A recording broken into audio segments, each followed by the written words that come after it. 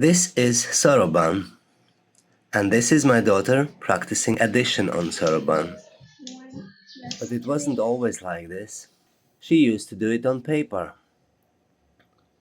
and I used to sit beside timing her progress. Good old school way, you may say.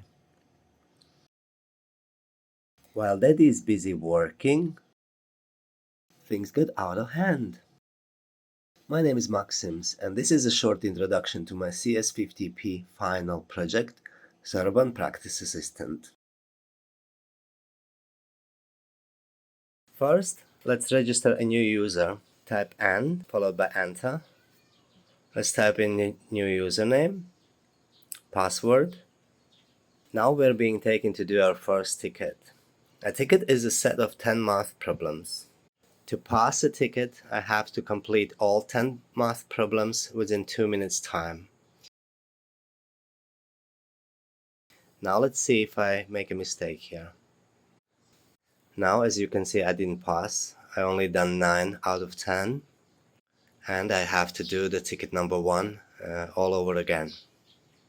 Let me fast forward this, and this time I'm going to complete all 10. After completing a ticket, I have a choice to exit if I'm done for today. So let's say I press E for exit, followed by Enter.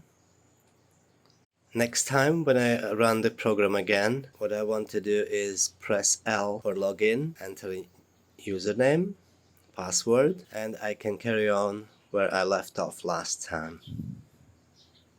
Now let me fast forward this. I will complete all 10. Now let's see how my daughter is doing it in life using Soroban. 1 plus 1,